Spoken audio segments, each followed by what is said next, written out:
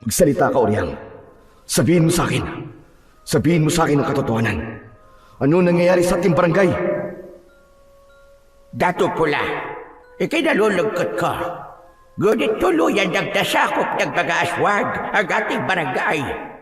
Sila lang ang nangahari doon at wala na sa inyo ang kontrol sa barangay na inyong pinamumunuan. Walang laban ng mga mantring mangyan sa lakas namin mga aswang! Huwag kang magsalita ng tapos dahil kakainin mo yung sinasabi mo!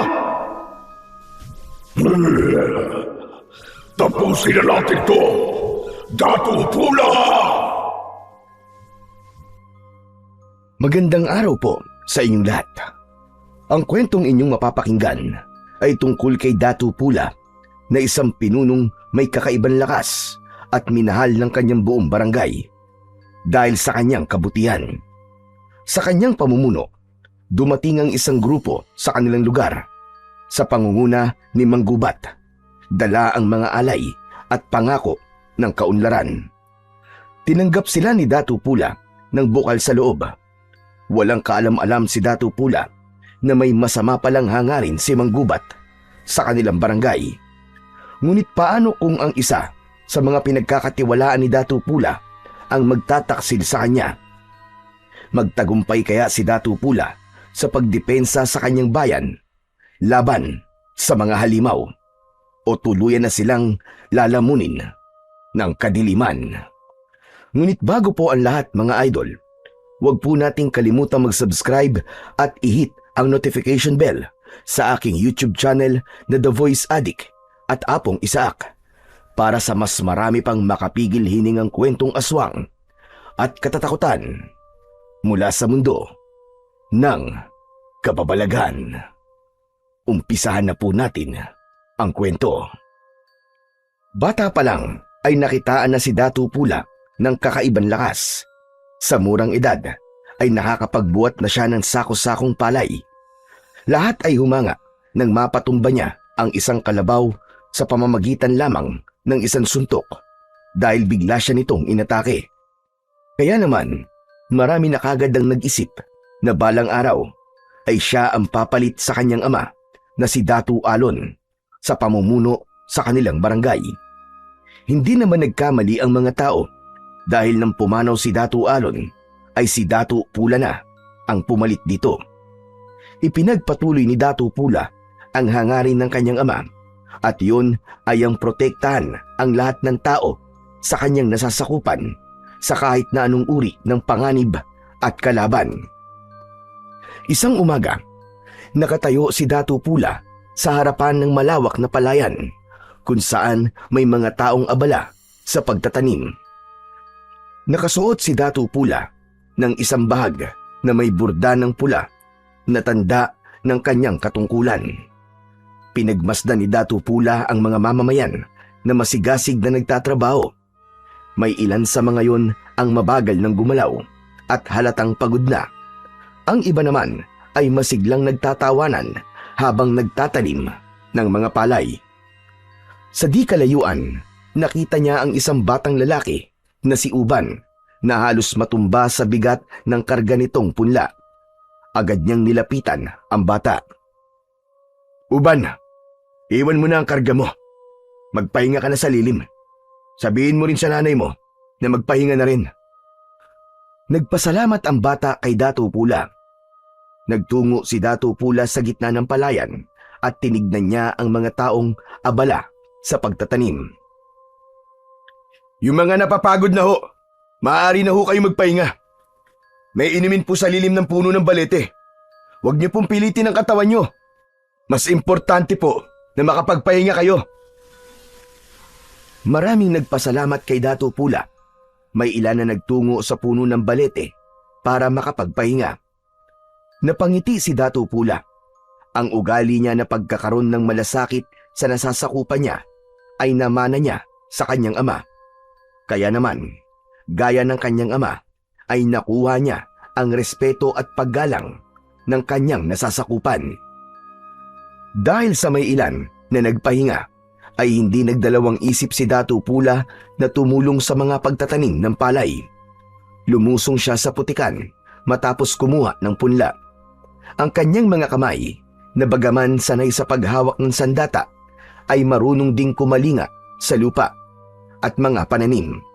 Sapagkat para kay Datu Pula, ang tunay na lakas ng isang pinuno ay hindi nasusukat sa dami ng mga labanang na pagwagian, kundi sa dami ng taong kanyang natulungan.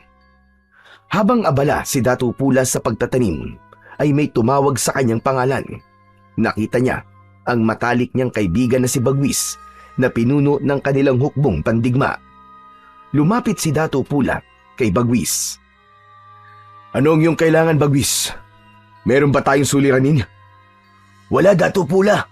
Nais ko lang naman makipagkwentuhan sana sa'yo. Ngunit abala ka pala sa pagtatanim eh. Nagtataka ako sa'yo eh. Hindi mo na kailangan gawin yan. Hayaan mo na lang ang mga tao na siya magtrabaho para sa'yo." "Hindi yan ang itinuro ng aking ama, Bagwis. Itinuro niya sa akin na kahit ako ang nakatataas dito sa ating barangay, ay dapat nasa lupa pa rin ako.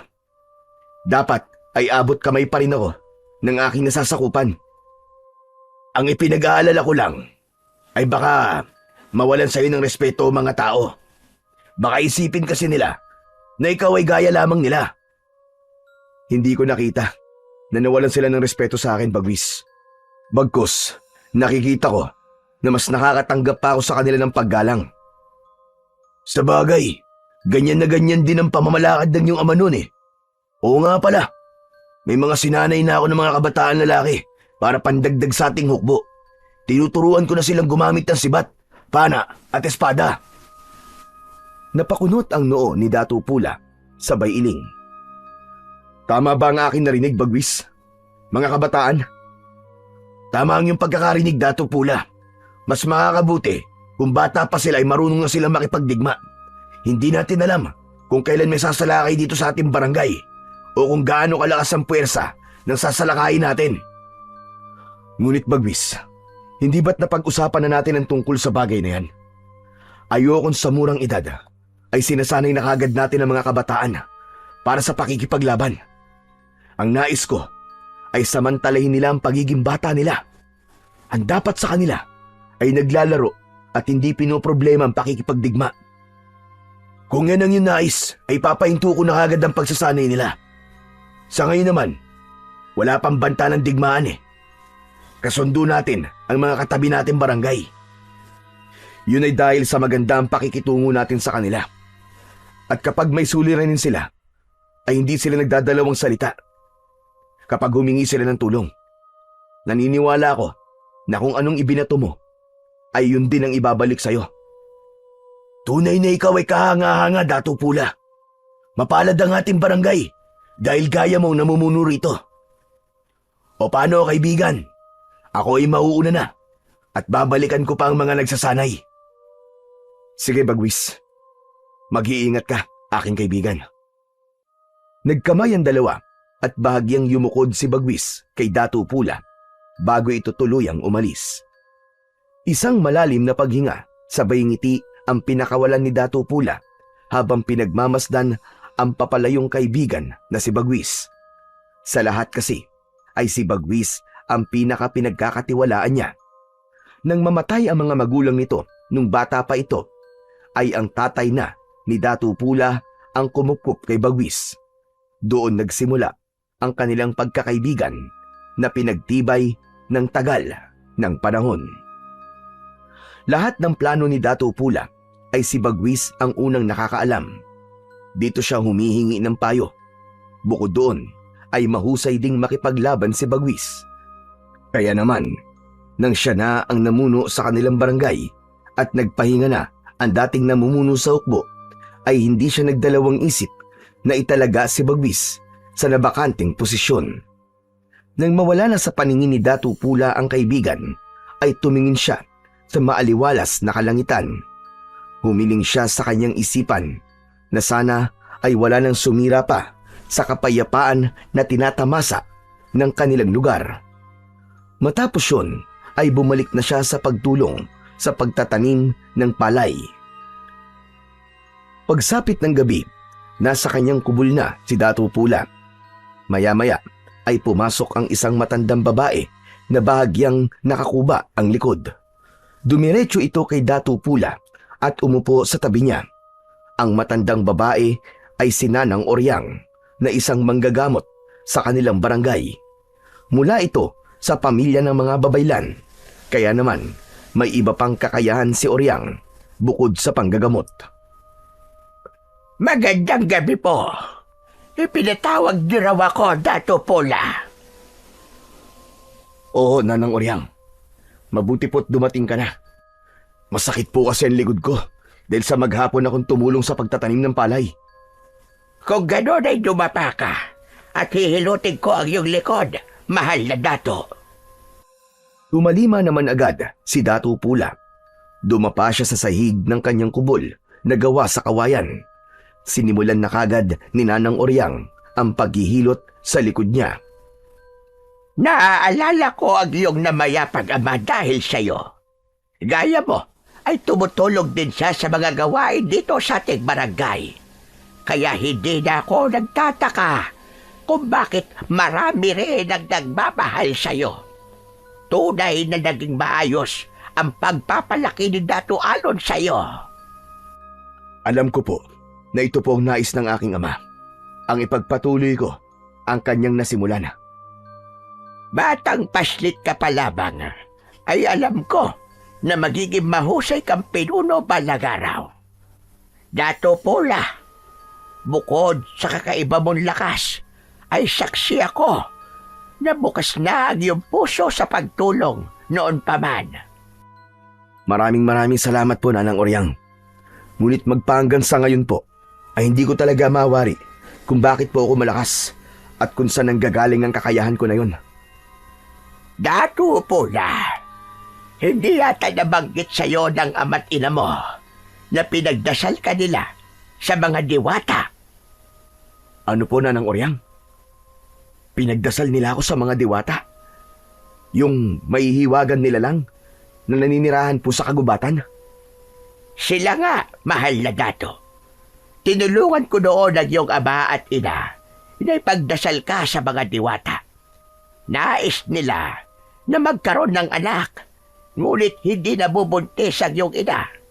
Ilang araw din silang humiling doon sa makapangyarihang diwata sa gubat, hanggang sa ipinagkaloob ka na nga ng diwata sa iyong mga magulang.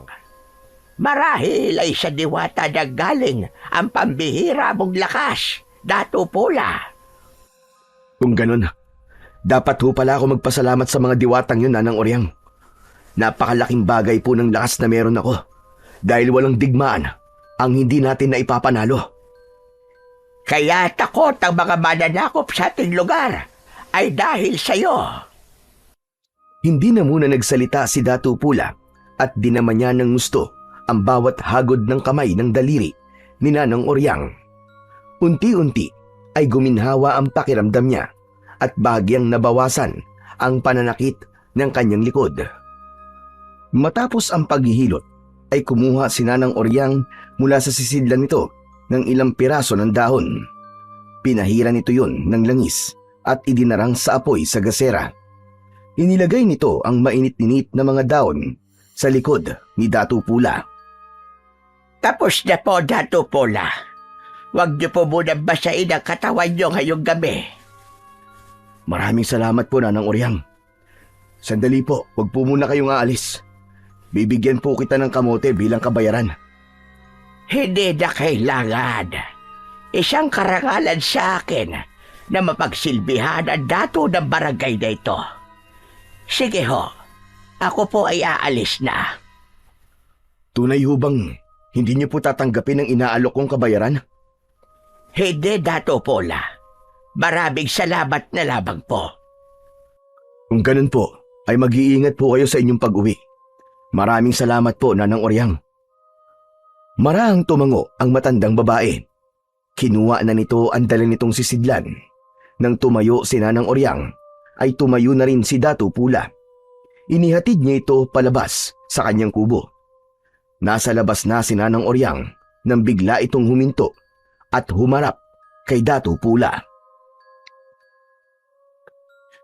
May nakalimutan ho ba kayo, Nanang Oryang?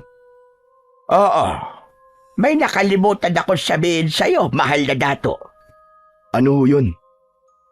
Alam ko na payapa ang isipan mo dahil matagal na simula na magkaroon ng digmaan dito sa ating barangay nung sinubukan ng mga mananakop na dayuhan na sakupin ang ating lugar. Ngunit ako ay nababahala sa aking panaginip. Isang panaginip na ilang gabi nang dumadalaw sa akin.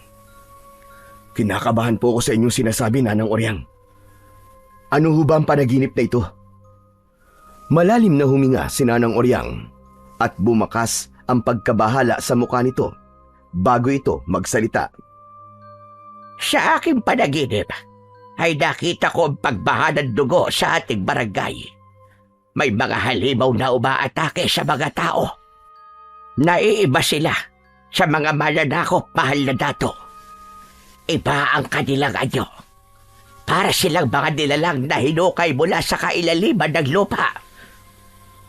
Wala ka bang nakitang pangitain sa kung ano mangyayari sa ating barangay sa mga susunod na araw, Nanang Oryang? Wala, Dato Pola. Tanging ang panaginip lang na yon ang aking basihan. Kaya wala akong tiyak at malinaw na pangitain sa ngayon. Ngunit malakas ang aking pakiramdam na ang panaginip na yon ay isang babala. Huwag ho kayo mag-alala, Nanang Oryang. Handa ang ating hukbo kung sakaling may magtangka muling sakupin ng ating barangay. Handa sila sa kahit na anong uri ng pakikipagdigma. Sana ka ay muli tayo magwagi kung sakaling may magsimula ng kaguluhan sa ating lugar. Sige ho, Dato Pola. Ako po ay magpapaalam na. Inilapat ni Oryang ang palad nito sa tapat ng puso nito at bahagyang yumukod. Matapos yun ay naglakad na ito palayo sa kubol ni Dato Pula. Biglang nilukob ng kakaibang kaba ang dibdib ni Dato Pula dahil sa sinabi ni Nanang Oryang. Kahit sabihin na panaginip lamang yon at hindi isang pangitain, ay kilala niya si Nanang Oryang na kahit panaginip nito ay nagkakaroon ng katotohanan.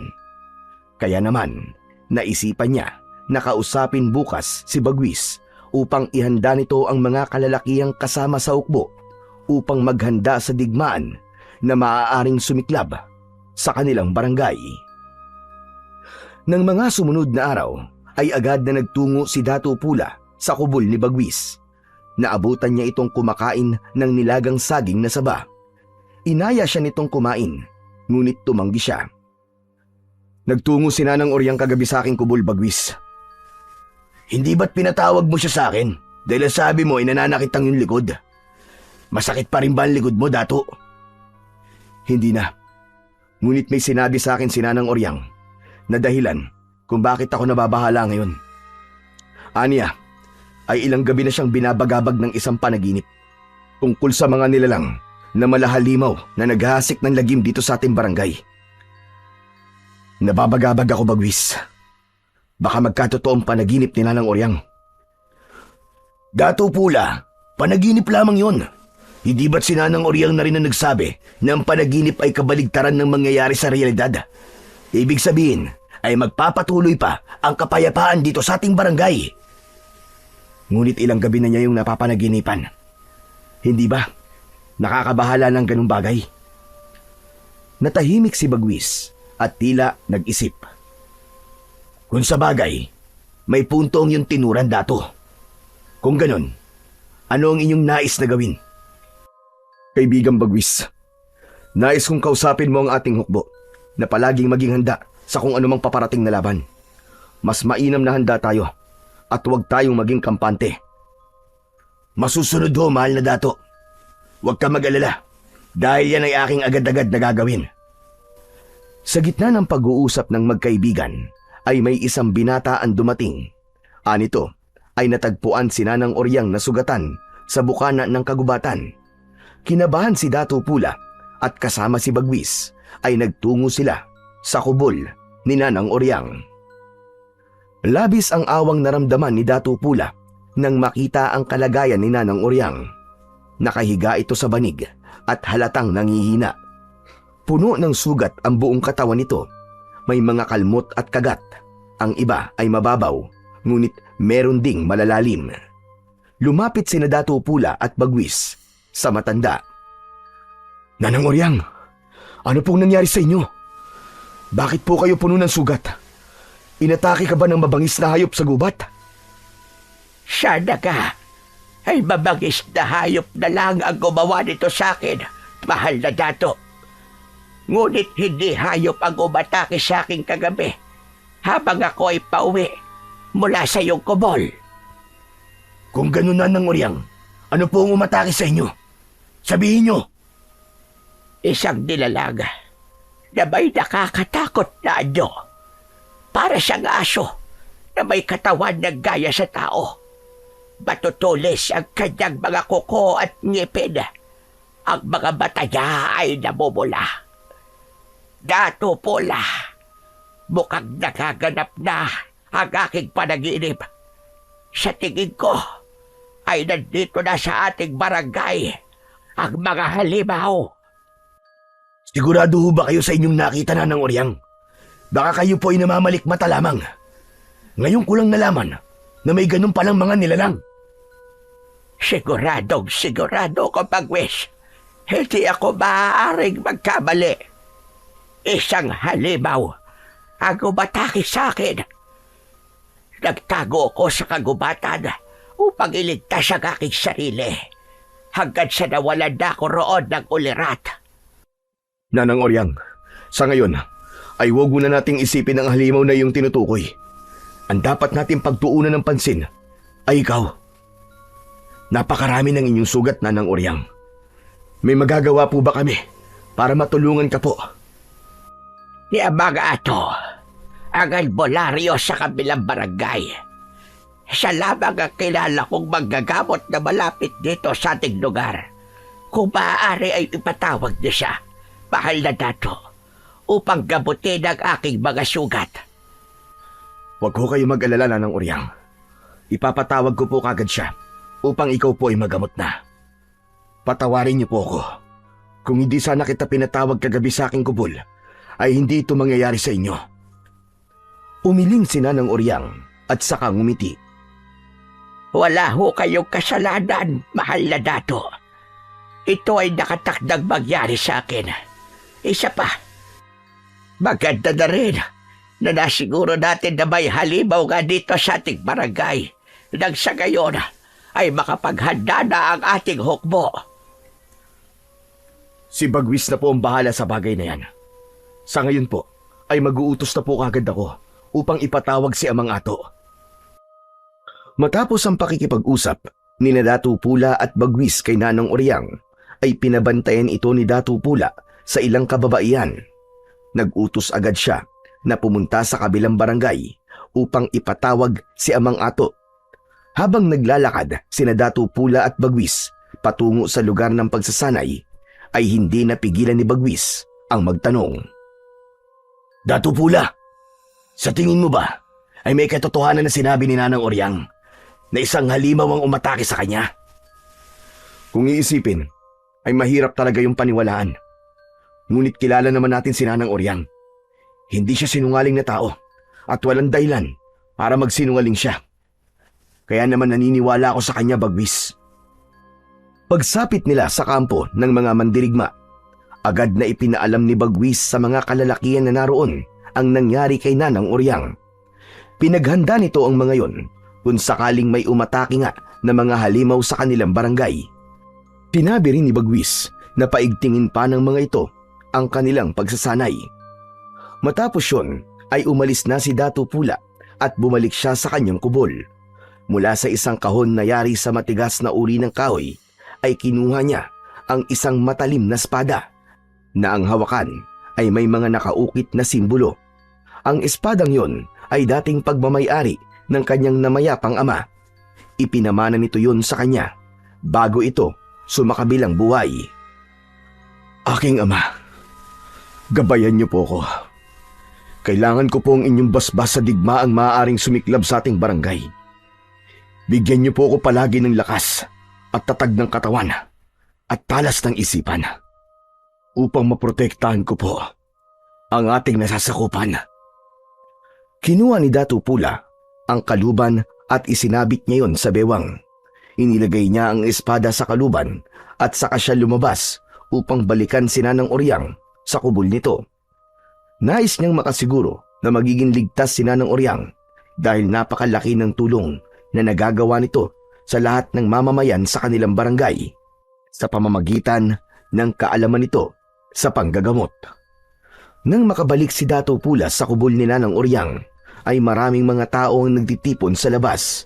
Pagkakita ng mga yon sa kanya, ay nagbigay ang lahat ng paggalang. Binigyan siya ng mga tao ng daan upang makapasok siya sa kubol ni Nanang Oryang. Pagdating sa loob, ay naroon na si Amang Ato, isa yung matandang lalaki na palaging may nakataling pulang tela sa noo. Seryoso itong nagdidikdik ng iba't ibang uri ng dahon.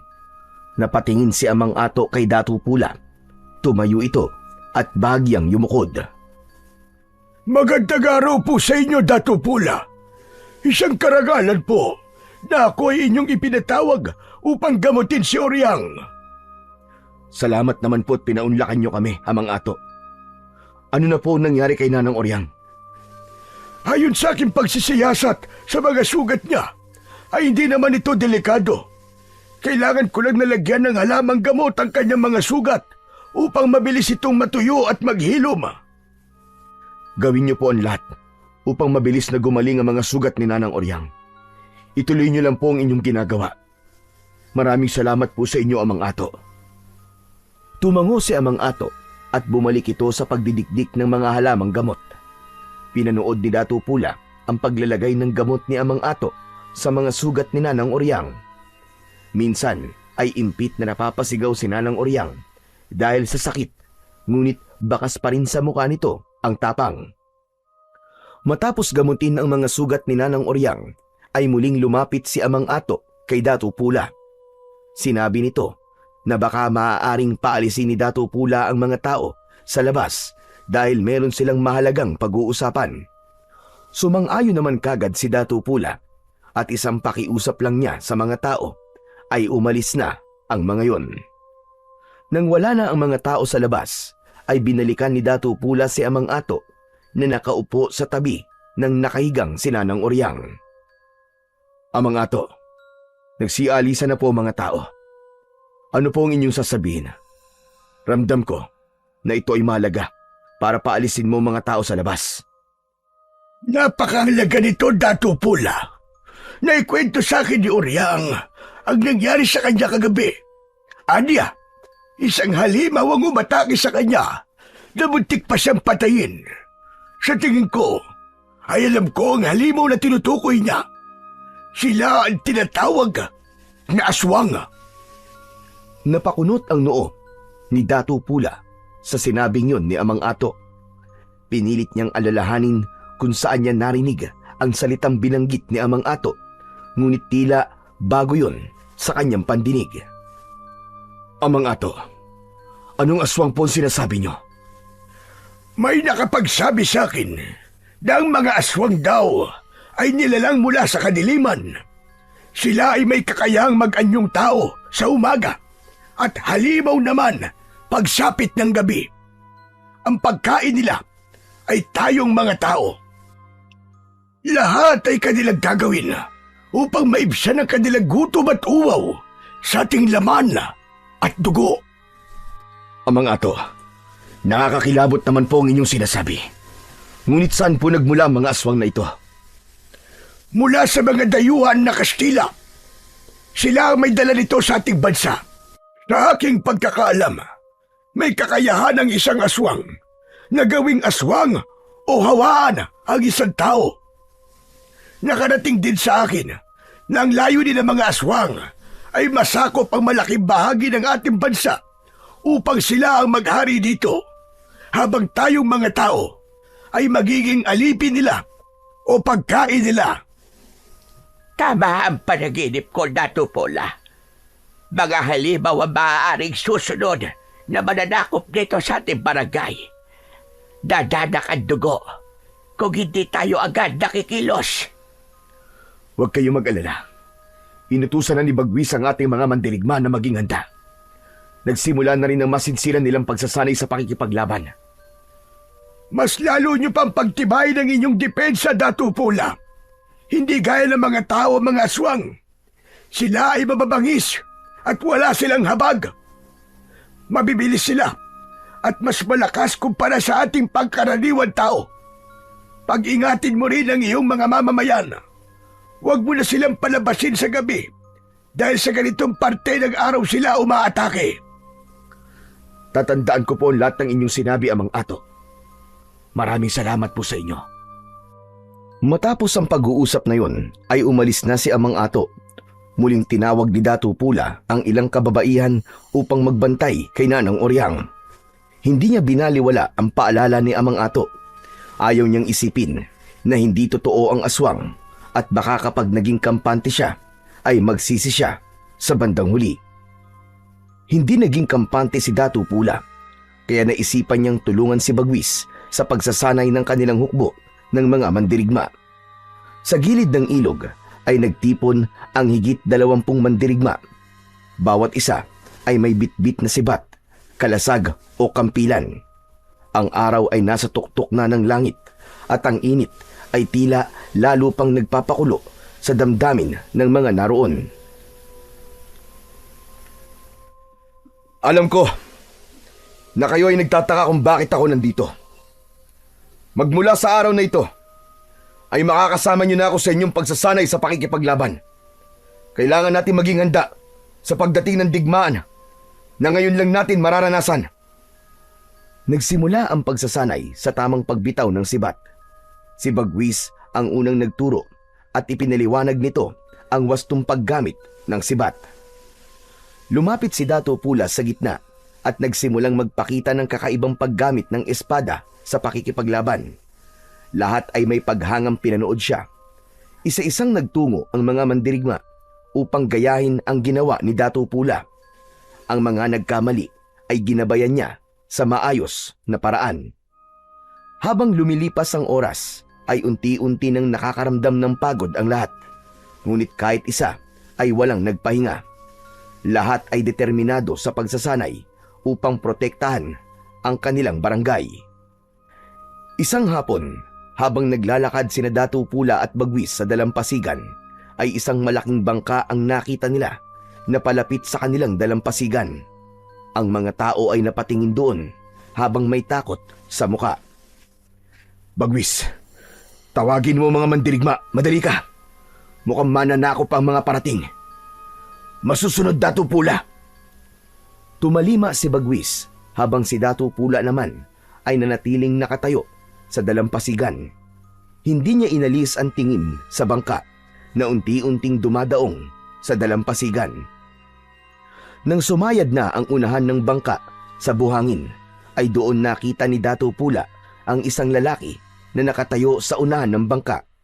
Base sa kasuotan nito, ay nahinuha niya na isa ngayong maharlika. Ang balabal na nakapalupot sa leeg nito ay gawa sa pinong telang kulay ube na may burda ng gintong sinulid sa laylayan. May putong ito sa ulo na kulay ginto. Sa bewang naman ay nakasabit ang isang pulang kampilan na may hugis ahas ang hawakan. Inihanda ni Datu Pula ang sarili. Maigpit niyang hinawakan ng puluhan ng kanyang espada at matiim na tumingin sa estrangherong lalaki. Hindi nagtagal ay dumating na si Bagwis kasama ang mga mandirigma.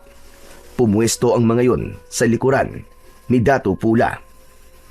Bumaba ang lalaki mula sa bangka, kasabay ng ilang kalalakihan na mukhang mga mandirigma. Agad na hinugot ni Datu Pula ang espada at itinutok yon sa dibdib ng lalaki. Hindi man lang nagpakita ng takot ang lalaki at bagkus ay ngumiti pa ito. Hanggang diyan ka na lamang. Hindi mo na maaaring iakbang ng isa pa ang iyong mga paa. Magpakilala ka. Ako si Manggubat. Ako ang pinuno ng mga taong nasa aking likuran. Mula kami sa isla na malapit dito sa inyong bansa. Mga dayuhan kung ganon. Mga mananakop. Nagkakamali ka. Hindi kami mananakop. Ang totoo nga niyan ay nandito kami upang tumulong. Hindi mo ako malilinlang. Gaya lang kayo ng mga Kastila na nag-alok ng pagtulong ngunit nang maglaon ay lumabas na ang kanilang tunay na pakay. Ang manakop ng lupain na hindi sa kanila. Nauunawaan ko kung bakit ganyan ang iyong mga sinasabi, Datu Pula. Ngunit ang aking mga sinabi ay pawang katotohanan lamang. Hindi kami mananakop. Kami ay may hangarin na tumulong sa mga barangay upang mas lalo itong umunlad nang sa gayon ay mahirapan ang mga banyaga na ito ay sakupin. Tinawag mo ang aking pangalan. Paano mo nalaman kung sino ako? Hindi mahirap makilala kung sino ka, Datu Pula. Ang iyong pangalan ay bukang bibig kahit saan lugar kami magtungo. Lahat sila ay humahanga sa pamamaraan mo sa pamumuno. Kaya naisipan ko na ang inyong barangay ang sunod naming hatiran ng tulong. Hindi muna nagsalita si Datu Pula. Matiim niyang tinignan si Manggubat at pilit niyang pinakiramdaman kung totoo ba ang mga sinabi nito.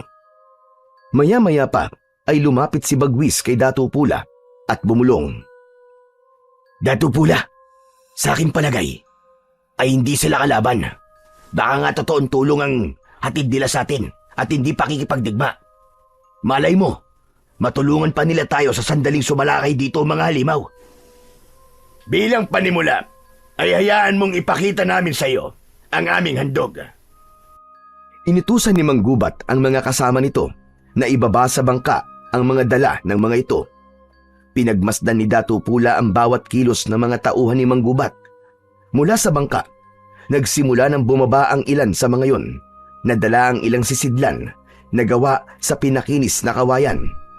Isa-isang inilapag ang mga yon sa paanan ni Datu Pula. Sabay-sabay na binuksan ng mga kasama ni Manggubat ang sisidlan.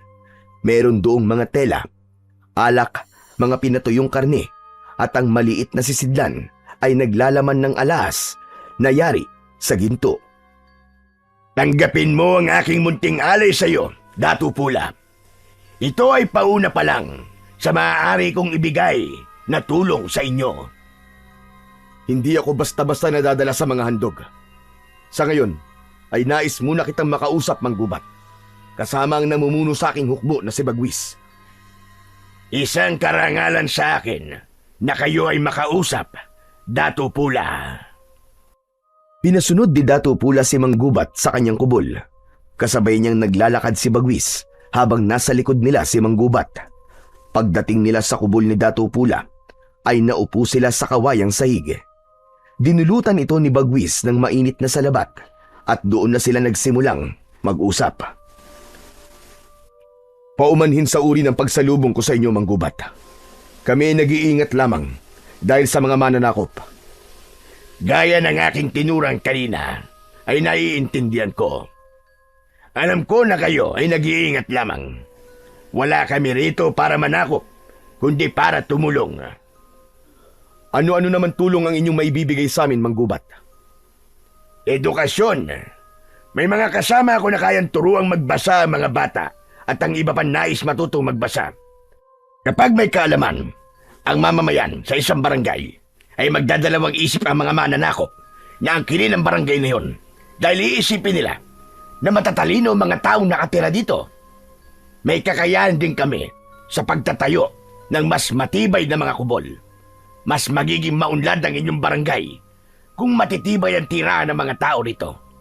Magtuturo rin kami ng epektibong estratehiya sa pangangaso, pangingisda at pagtatanim. Tumango-tango si Datu Pula. Ang totoo ay maganda ang lahat ng mga sinabi ni Manggubat, lalo na sa edukasyon. Marami sa mga tao sa barangay nila ang hindi marunong magbasa at magsulat.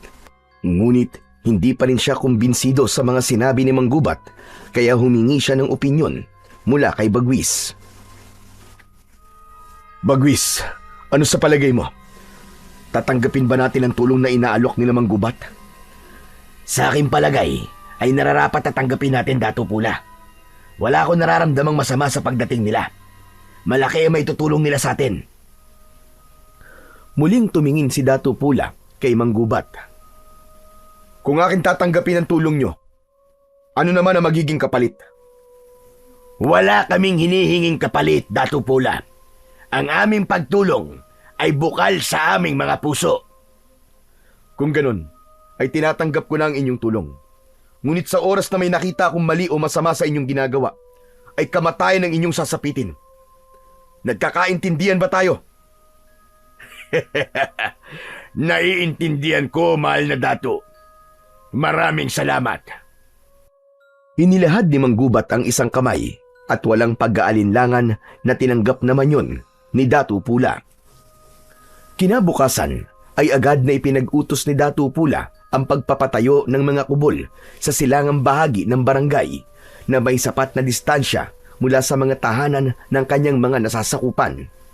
Kumilos ang buong komunidad upang magtulong-tulong sa pagkuha ng mga kawayan. Bumuo ang mga ito ng haligi. Ang mga kababaihan naman ay gumawa ng pawid para sa bubong. Sa loob ng ilang araw ay natapos na ang 6 na may kalakihang kubol para kina Manggubat. Agad namang ginawa ni Manggubat ang mga ipinangako nito kay Datu Pula. Nagsimulang turuan ng mga kasama nito ang mga bata na magbasa at magsulat. Tinuruan din ng mga ito ang ilan sa ibang paraan ng pangangaso at pangingisda, habang si Manggubat ay personal na kinausap ang mga magsasaka at nagbigay ito ng mungkay tungkol sa pagtatanim. Lahat ng yun ay nasaksihan ni Datu Pula at hindi niya maikakaila na masaya siya sa pagbabagong nangyayari sa kanilang barangay simula nang dumating sina Manggubat. Alam niya na kapag nagtagal pa roon sila Manggubat ay mahihirapan na ang mga mananakop na sakupin ang kanilang barangay. Isang gabi, isang espesyal na pagdiriwang ang naganap sa barangay ni Datu Pula. Ang selebrasyon na yon ay inihandog ni Datu Pula kina Manggubat bilang pasasalamat sa napakaraming tulong na ibinigay nito sa kanila. Sa gitna ng malawak na liwasan ay umuugong ang musika mula sa tambol at kudyapi habang may mga kabataang sumasayaw. Sa isang gilid ng liwasan, nakaupo si Datu Pula sa isang mataas na upuang yari sa punong kahoy. Katabi niya si Manggubat na nakasuot ng marangyang balabal. Sa kabilang tabi naman ay naroon si Bagwis.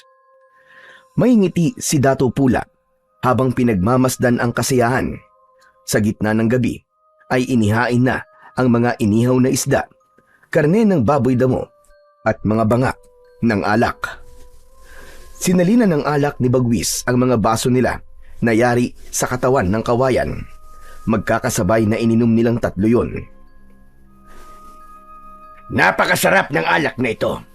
Manamis-namis. Hindi gaya ng mga alak na aking natikman.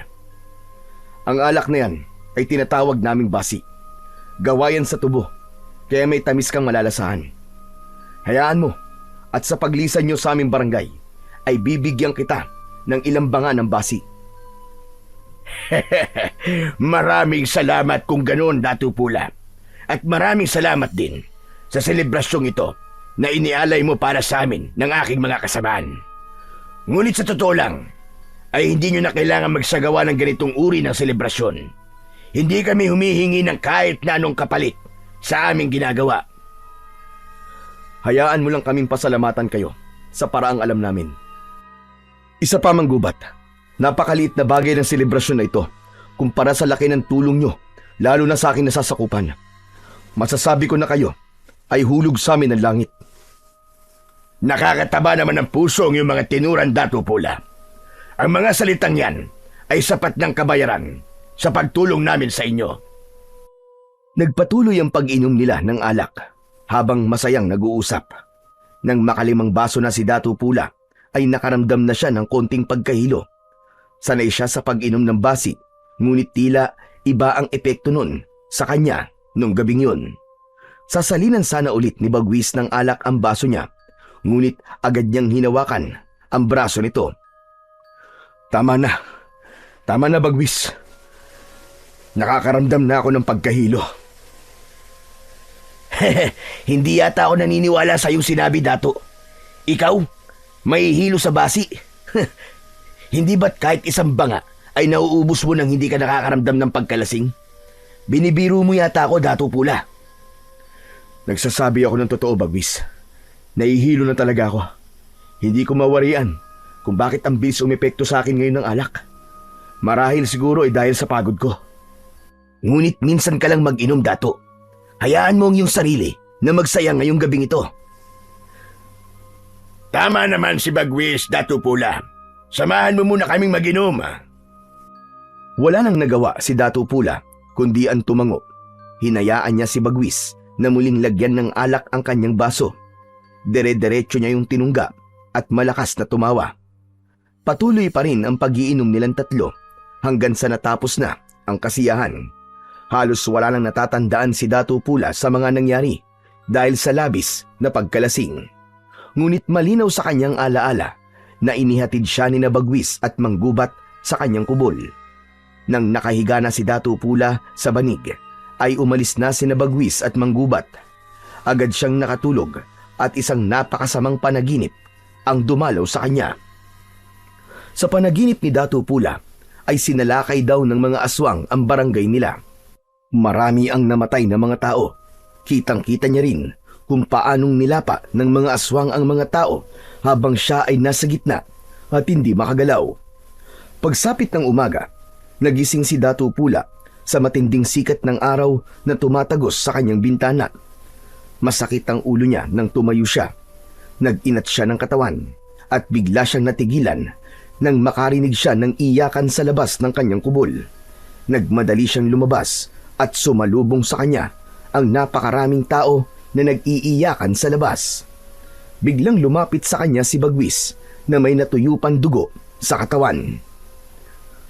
Bagwis, anong ibig sabihin nito? Anong nangyari? Bakit nag-iiyakan ng mga tao at may dugo ang iyong katawan? Dato Pula, kagabi, matapos ka naming iatid ni Manggubat sa iyong kubol, ay sinalakay tayo ng mga aswang. Marami ang namatay, Dato Pula. Ano? Paano yun nangyari? Bakit hindi mo ako ginising? Sinubukan kitang gisingin, ngunit matindi ang pagkakalasing mo. Kahit ang pagmulat ng iyong mga mata, hindi mo magawa. Patawarin mo ako, Dato Pula. Hindi ko nagawang iligtas sa mga tao. Masyadong malalakas sa mga aswang at napakarami nila. Kahit tinulungan tayo ni Manggubat, ay wala pa rin tayong naging laban sa puwersa nila. Naluluwang tinignan ni Dato Pula ang mga taong nasa kanyang harapan. Nagulat siya nang may isang babaeng sumigaw at sinisi siya kung bakit maraming tao ang namatay. May nagtanong pa kung nasaan si Dato Pula habang pinapatay ng mga halimaw ang mahal nila sa buhay. Hindi nakapagsalita si Dato Pula ng mga sandaling yun. Nais niyang magpaliwanag, ngunit walang salitang lumalabas sa kanyang bibig. Si Bagwis ang humarap sa mga taong nagagalit nang mapansin ito na nakatulala si Dato Pula. Sandali lang, mga kanayon. Huwag nating sisihin ang ating dato sa nangyari. Ang pagsalakay ng mga halimaw na tinatawag na aswang ay hindi kagustuhan ni Dato Pula at wala siyang kontrol sa mga bagay na yon. Mas mainam siguro na magsiuwi na muna kayo sa inyong mga tahanan at asikasuhin niyo muna ang katawan ng mga namatay niyong mahal sa buhay. Inalalayan ni Bagwis si Dato Pula pabalik sa loob ng kanyang kubol dahil nakatulala pa rin siya. Pagkaupo niya sa sahig ay ikinuha siya ni Bagwis ng inuming tubig. Tinanggap niya yon, ngunit hindi niya ininom. Kasalanan ko. Kasalanan ko ang lahat ng ito, Bagwis. Kung hindi ko hinayaan ang aking sarili na malasing, ay magigising sana ako nung nagkaroon ng kaguluhan. Kaibigan Dato Pula, kung ang alak ang sisisihin mo, ay ako ang dapat nasisihin mo. Ako nagpamulit na painumin ka ng alak kahit sinabi mo na nahihilo ka na. Ngunit kahit na anong pilit mo, kung patuloy sana akong tumanggi, ay hindi ako malalasing ng sobra. Walang dapat sisihin kundi tanging ako lamang. Kasalanan ko ang lahat ng ito. Sigurado ako na kung nasan man ang aking ama, ay ikinahihiya niya ako ngayon. Wala akong kwentang pinuno. Napaka-irresponsable ko, Bagwis. Hindi na napigil pa ni Dato Pula ang kanyang mga luha. Kumawala na yon at wala na siyang pakialam kahit nakita siya ni Bagwis na umiiyak. Sa pagkakataon na yon ay dumating si Manggubat. May sugat ito sa pisngi at maging ang kasuotan nito ay may bahid ng dugo. Dato Pula, galing ako sa liwasan. Tinulungan ko ang mga tao na tipunin doon ang mga bangkay na namatay sa pagsalakay ng mga halimaw. Tumayo si Dato Pula at gamit ang kamay ay pinunasan niya ang kanyang luha. Magtutungo ko sa liwasan. Kailangan magpakita ko sa mga tao. Dapat ay makiramay ako sa kanila. Ngunit sa tingin ko ay hindi magandang gawin mo yan sa ngayon, Dato Pula. Nakita mo ang galit ng mga tao kanina sa'yo. Sa ngayon ay sarado pa ang kanilang isipan. Kapag bumaba na ang emosyon nila, ay saka mo sila kausapin. Wala na nga ako nung sumalakay ang mga aswang. Tapos wala pa rin ako habang sila'y nagluluksa. Pupuntahan ko sila, Bagwis. At hindi mo ako mapipigilan. Wala nang nagawa si Bagwis nang lumabas si Dato Pula sa kanyang kubol. Dire-diretso siyang naglakad habang nakasunod sa kanya sina Bagwis at Manggubat. Habang naglalakad ay hindi nakaligtas kay Dato Pula ang galit na tingin ng mga tao sa kanya. Ang mabilis na paghakbang niya ay unti-unting bumagal. Ramdam niya ang pagkadismaya ng mga tao dahil sa hindi niya nagawang iligtas ang mga nasasakupan niya. Mas lalo pang nanlumo si Dato Pula nang makita niya ang ilang kubol na nagiba at ang sariwang dugo sa lupa. Hindi niya maisip kung gaano katakot ang mga tao kagabi habang nananalasa ang mga aswang. Pagdating sa liwasan ay doon na tuluyang nadurog ang puso ni Dato Pula nang makita niya ang mga nakahanay na bangkay. Maraming mga nag-iiyakan, may mga nawalan ng malay habang ang iba naman ay tahimik na lumuluha. Hakbang sana si Dato Pula palapit sa mga tao, ngunit isang lalaki ang humarang sa kanya na matalim ang tingin. Anong ginagawa mo rito, Dato Pula? Wala ka nung kailangan ka namin. Huli ka na sa pagdating mo. Tumigil ka, lalaki! Huwag mong kausapin ang dato ng ganyan. Gusto mo bang ikaw ay maparusahan? Hayaan mo siya, Bagwis. Naiintindihan ko ang galit niya sa akin. Patawarin mo ko. Patawarin niyo akong lahat. Kagabi ay hindi ako nagising dahil sa kadahilanang ikaw ay lasing. Anong klase kang pinuno, Dato Pula? Pinaghanda mo ang mga mandirigma sa pakikipaglaban, ngunit ikaw mismo ay hindi naging handa nung sinalakay tayo ng mga halimaw. Habang pinapatay ang mga tao, ay mahimbing kang natutulog dahil sa ikaw ay nagpakalunod sa alak. Naturingan kang may pambihirang lakas, ngunit hindi mo nagamit ang lakas mo upang protektahan kaming lahat na nasasakupan mo. Pakiramdam ni Dato Pula ay nawalan siya ng lakas ng mga sandaling yon. Hindi na siya nakapagsalita pa dahil parang palaso na tumarak sa kanyang puso ang salita ng lalaking yon. Hindi na niya ipinilit pa ang sarili na makiluksa sa mga tao at marahan siyang naglakad pabalik sa kanyang kubol. Sa mga sumunod na araw ay mas lalong naramdaman ni Dato Pula ang panlalamig ng mga tao sa kanya. Tahimik ang mga yon sa tuwing nakikita siya at tila wala nang may nais na siya ay kausapin. Kapag dumadaan siya, ay may mga tumatalikod at umiiwas ng tingin sa kanya. Alam ni Dato Pula ang dahilan ng lahat ng yon.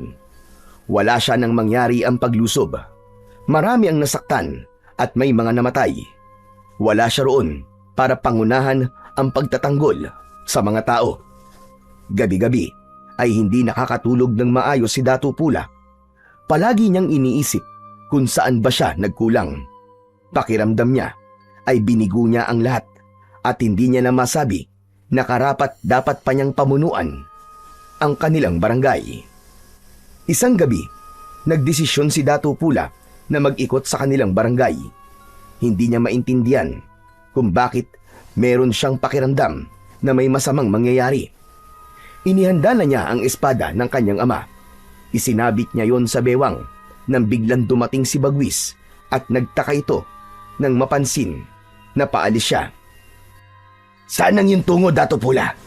Gabing-gabi na. Ngunit tila ikaw ay susugod sa isang digmaan. Iikot ako sa ating barangay.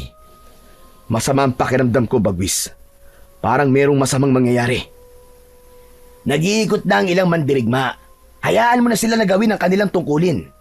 Sinisiguro nila kung aatake muli ang mga aswang, ay nakahanda sila. May tungkulin din ako sa ating lugar, Bagwis. Isa na roon ang protekta ng lahat ng nakatira dito. Hindi pwedeng wala na naman akong gawin. Gusto kong ipakita sa mga tao na kaya ko silang ipagtanggol. Nais kong bumawi sa kanila. Kung yan ang nais mo, ay hindi na kita pipigilan, Dato Pula. Hayaan mo kung samahan ka sa iyong pag-iikot. Hindi na kailangan, Bagwis. Kaya ko na itong mag-isa. Samahan mo na lamang ang iba. Pamunuan mo sila. Sigurado ka ba, mahal na Dato? Oo, Bagwis. Sigurado ako. Sige na. Mauuna na ako. Mag-iingat ka sana, Bagwis. Mag-iingat rin ho kayo, Dato Pula. Nilisan na ni Dato Pula ang kanyang kubol. Habang naglalakad, ay naisip niya na maaaring sa mismong barangay umiikot sina Bagwis. Kaya nagdesisyon siya na sa gubat siya umikot upang masiguro niya na walang aswang na nagtatago doon. Mag-isang pumasok si Dato Pula sa kagubatan. Maliwanag ang sikat ng buwan, kaya kahit paano ay nakikita niya ang paligid. Hindi yun ang unang beses na naglakad siyang mag-isa sa kagubatan. Ngunit ngayon ng sandaling yon ay may kung anong bigat ang hangin na parang may mga matang nakatitig sa kanya mula sa dilim. Hinawakan niya ang hawakan ng kanyang espada at inihanda niya ang sarili sa anumang panganib. Hanggang sa may narinig siyang pag-angil na tila mula sa isang mabangis na hayop. Huminto siya at nakiramdam sa paligid. May tao ba dyan? Kung sino ka man, lumabas ka at magpakita sa akin! Mula sa likuran ng mga puno ay sabay-sabay na lumabas ang mga aswang.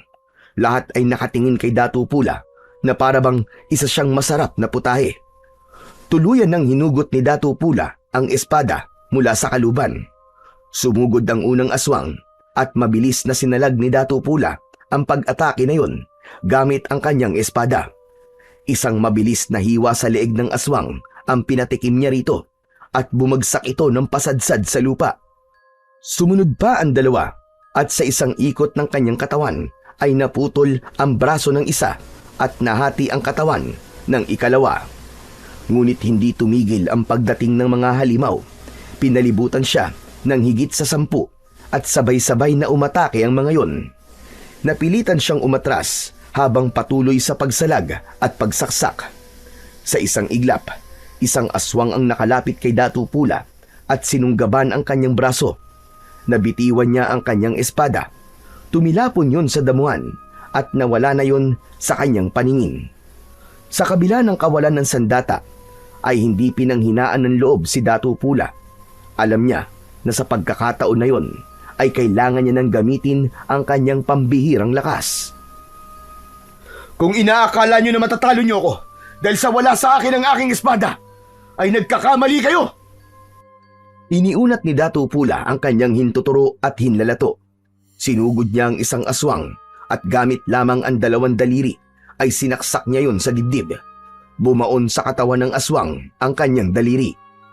Isa-isa niyang tinumba ang mga aswang gamit ang kanyang daliri at pambihirang lakas. Sinaksak niya ang mga yon sa leeg, sa mata, sa tiyan at sa dibdib. Ngunit sa hindi inaasahang pangyayari ay isang aswang ang matagumpay na nakalapit sa likuran ni Dato Pula. Mariin siya nitong kinagat sa balikat.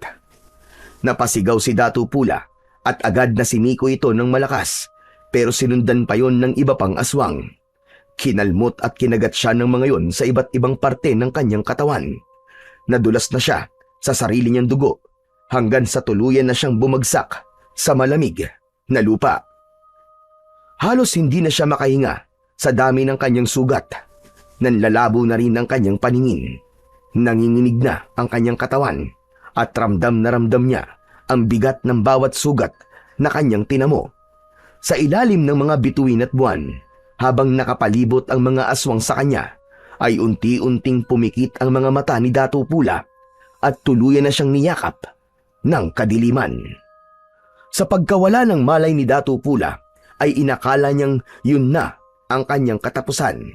Inisip niya na wala na siyang magagawa upang protektahan ang mga mamamayan ng kanyang barangay laban sa aswang. Alam niya na sa pagkakataon na yon ay binigo niya ang kanyang ama sa pagtitiwala nito na ipasa sa kanya ang pamumuno bago yun binawian ng buhay. Ngunit tila may plano pa ang lumikha kay Dato' Pula dahil isang araw ay bigla siyang nagising. Napasinghap siya kasabay ng pagbukas ng kanyang mga mata sa isang hindi pamilyar na kubol. Nasaan ako? Anong lugar to?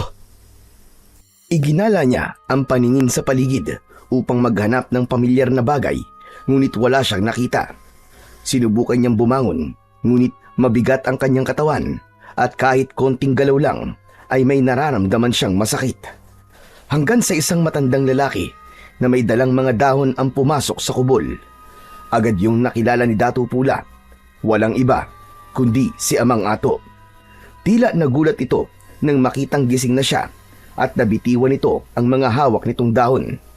Nagmamadali itong humakbang palapit at dinama ang noo ni Dato' Pula.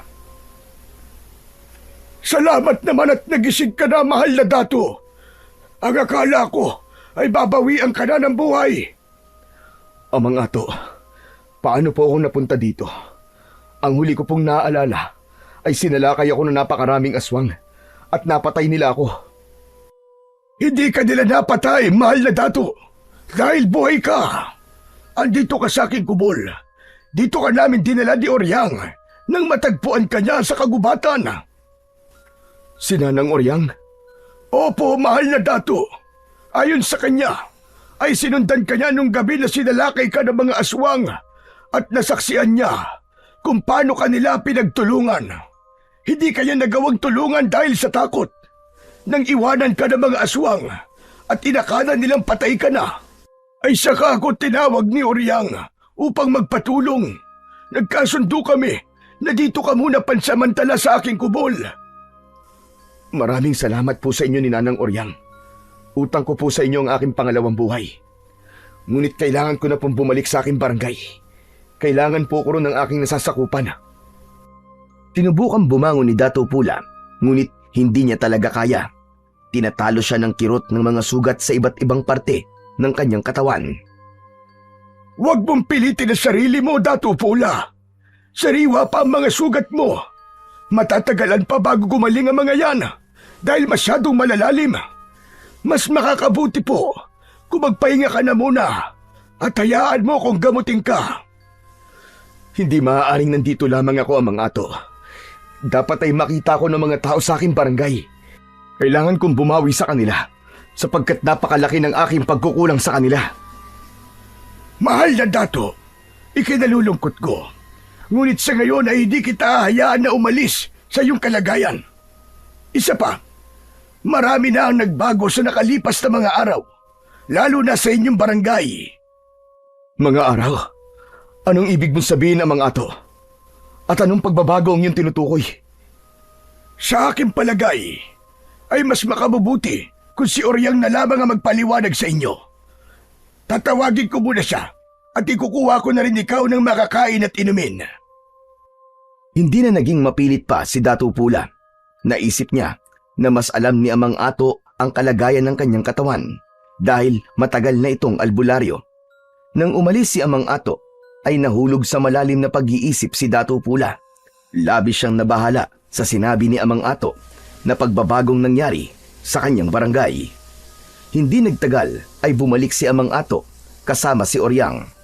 Bakas sa mukha ni Oryang ang kasiyahan nang makita si Dato' Pula. Umupo si Nanang Oryang sa tabi ng nakahigang si Dato' Pula. Mahal na Dato, dinidig ng lumikha ang aking panalangin. Buhay ka! Buhay ka, Dato' Pula! Nanang Oryang, nais kong malaman kung anong sinabi ni Amang Ato na pagbabago sa ating barangay. Hindi agad nakapagsalita si Nanang Oryang. Halatang nag-iipon ito ng lakas ng loob bago magsalita. Magsalita ka, Nanang Oryang. Sabihin mo sa akin ang katotohanan. Ano nangyayari sa ating barangay? Mahal na Dato, ikinalulungkot ko. Ngunit tuluyan ang nasakop ng mga aswang ang ating barangay. Sila na ang nagahari doon at wala na sa inyo ang kontrol sa barangay na inyong pinamumunuan. Hindi totoo yan, Nanang Oryang. Imposible. Nagawain ng mga aswang sa loob lamang na magdamag. Ngunit mahal na dato, halos 5 araw ka nang hindi nagigising. Hindi namin alam kung magigising ka pa. Pero hindi kami bumitaw ni Amang Ato. Ginamot ka namin at umasa kami na mabubuhay ka. Kaya hindi namin inilibing ang iyong katawan. Nanlamig si Datu Pula sa kanyang narinig at nanginig ang buong katawan niya. 5 araw akong walang ulirat. Siyang tunay, mahal na dato. 5 araw kang nakahiga rito at hindi nagigising. Nang mawala ka sa ating barangay, ay sinamantala ng mga aswang ang pagkakataon na yon para sakupin ang ating barangay. At alam kong mabibigla ka kapag sinabi ko kung sino ang pinuno ng mga aswang na ito. Sino, Nanang Oryang? Sino? Sino ang pinuno ng mga aswang? Sabihin nyo! Siya ay walang iba, kundi si Maggubat. Si Maggubat ang pinuno ng mga aswang, Datu Pula. Sa aking tingin, ay nilinlang niya kayo. Kinuha ang inyong loob upang madali nila kayong mapatay o mapatalsik sa inyong pamumuno. Sa ngayon, ay inaalipin nila ang mga tao at pinapatay ang ilan bilang pagkain ng mga aswang. Hayop siya! Napakagaling niyang magpanggap. Hindi pala siya isang kakampi, kundi isang mananakop na aswang. Babawiin ko ang barangay natin sa kanya. Hindi ako makakapayag na magtagal ito sa mga kamay niya. Si Bagwis, Nanang Oryang. Nasaan si Bagwis? Kailangan ko ang tulong niya. Siyang makakatulong sa akin sa paglaban sa mga aswang. Kailangan ko siyang makausap, Nanang Oryang. Natahimik muli si Nanang Oryang na labis na ikinabahala ni Datu Pula. Bakit bigla ka na nahimik, Nanang Oryang? May nangyari ba kay Bagwis? Pinatay ba siya ng mga aswang? Sana nga ay pinatay na lang siya ng mga aswang. Dahil alam ko na mas matatanggap mo yon, Datu Pula. Buhay na buhay si Bagwis at naroon siya sa ating barangay. Alam kong magiging masakit ito sa inyo. Ngunit umanib na si Bagwis sa mga aswang. Ginawa siyang kanang kamay ni Manggubat dahil tinulungan ni Bagwis si Manggubat na sakupin ang ating barangay. Mabuti na nga lang at nagawa kong makatakas doon dahil kung hindi ay panigurado, napapatayin din nila ako. Hindi. Hindi maaari ito. Paano ito nagawa sa akin ni Bagwis at sa ating mga tao? Bakit niya tayo tinraidor? Matalik kami magkaibigan, Nanang Oryang. Alam niyo yan. Iba ang nagagawa kapag ang tao ay uhaw sa kapangyarihan, mahal na dato. Marahil ay nasilaw si Bagwis sa mga ipinangako sa kanya ni Manggubat. Pakiramdam ni Datu Pula ay namatay siya ng sandaling yun matapos malaman ang mga nangyari sa panahon na siya ay walang ulirat. Napakasakit para sa kanya ang ginawa ng matalik niyang kaibigan na si Bagwis. Sa lahat ng tao, ito ang pinakahuli na alam niyang magtatraidor sa kanya. Itinuring niya itong parang tunay na kapatid. Kaya hindi niya lubos maisip kung anong pumasok sa utak ni Bagwis at umanib ito sa puwersa ng mga mananakop na aswang. Sa mga lumipas na araw ay unti-unting natanggap ni Datu Pula na wala pa siyang kakayahan na harapin sina Manggubat dahil sa kanyang kalagayan. Hinayaan niya sina Amang Ato at Nanang Oryang na gamutin siya. Bawat patak ng langis at pagpahid ng dinurog na halamang gamot sa kanyang mga sugat ay may dalang hapdi, ngunit tinatanggap niya yon bilang paalala ng kanyang pagkatalo at ng kanyang muling pagbangon. Malinaw sa isip ni Datu Pula ang kanyang layunin na kailangan niyang bumangon at muling lumakas. Hindi siya maaaring manatiling nakahiga habang pinipinsala ng mga aswang ang kanyang nasasakupan. At nangako siya sa kanyang sarili na hindi magtatagal ay pababagsakin niya ang mga mananakop na aswang at babawiin niya ang dapat ay sa kanila ng kanyang mga mamamayan. Makalipas ang ilang araw, ay unti-unti na ngang naghilom ang mga sugat ni Datu Pula. Nagagawa na rin niyang makatayo at maglakad-lakad. Ngunit hanggang sa labas lang siya ng kubol ni Amang Ato dahil iniiwasan nila na may makakita sa kanyang ibang tao. Hindi pwedeng makarating kina Manggubat at Bagwis na buhay pa ang dato. Dahil kapag nalaman ng mga ito na buhay pa siya at kung nasaan siya, ay may posibilidad na ang barangay naman ni Amang Ato ang manganganib. Nalalaman ni Dato Pula ang nangyayari sa kanilang barangay sa pamamagitan ni Amang Ato at Nanang Oryang. Ang mga ito ang nagkikwento sa kanya ng mga kaganapan doon. Gaya na lamang ng hapon na yon, nakaupo si Dato Pula sa banig sa loob ng kubol ni Amang Ato nang pumasok ang matandang lalaki na may dalang balita sa kanya. May bago ho ba kayong balita sa akin, Amang Ato? Meron, Dato Pula, at hindi maganda ang aking ibabalita. Sa sitwasyon nating lahat ngayon, ay hindi na ako umaasa na magandang balita. May nakapagsabi sa akin na nagsisimula na sumalakay ang mga mananakop na aswang sa ibang barangay. Ang akin sa panta ay plano nilang sakupin ang buong bansa. At kapag nangyari yun, ay paniguradong babagsak tayong lahat. Kung ganun, ay nararapat lang na pabagsakin ko agad si Manggubat bago pa niya masakop ang ibang barangay. Mas lalong lalakas ang puwersa nila habang dumadami ang barangay na kanyang nasasakop. Tama ka, mahal na Dato. Sa ngayon, ay ikaw na lamang ang pag-asa naming lahat. Ngunit kailangan niyo pang magpalakas. Kahit hilom na ang mga sugat mo, ay hindi ito indikasyon na kaya mo nang makipaglaban muli. Nauunawaan ko po, Amang Ato. Malinaw na ang aking pag-iisip at hindi ako susugod ng di pa ako ganap na malakas. Ayoko muling matalo ng mga aswang. Hindi na ako papayag na magwagi sila ulit laban sa akin. Marahang tumango si Amang Ato bilang pagsang-ayon nito.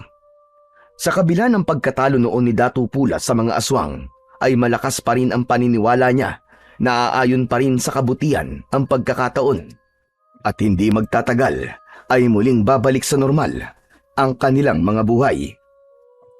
Dumating ang araw na naramdaman ni Dato Pula na tuluyan ng bumalik ang kanyang lakas, pero hindi yun naging dahilan para agad siyang sumabak sa digmaan laban sa mga aswang na mananakop. Alam niya na kailangan niya ulit linangin ang kakayahan niya sa pakikipaglaban. Kaya naman, madaling araw pa lang, ay gising na si Dato Pula. Lumalabas siya ng kubol habang tanga ng isang matalim na itak. Dahil sa paniniwalang tuluyan ng nawala na ang espada ng kanyang ama at naisip niyang itak muna ang kanyang gagamitin. Tuwing umaga, bago sumikat ang araw, ay palaging nagsasanay si Dato Pula. Kahit pa meron siyang kakaibang lakas, ay ayaw niyang maging kampante, lalo na't napagtanto niya na hindi basta-bastang kalaban ang mga aswang.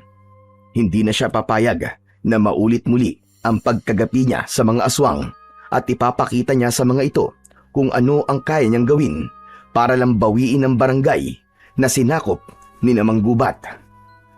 Isang umaga, matapos ang nakakapagod na pagsasanay, ay naupo si Dato Pula sa nakausling ugat ng malaking puno. Tagaktak ng pawis ang kanyang matipunong katawan. Maya-maya pa ay lumapit sa kanya sina Nanang Oryang at Amang Ato.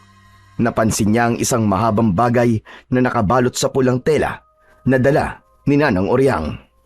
Sabay na bumati at nagbigay ng paggalang ang dalawang matanda sa mahal na dato.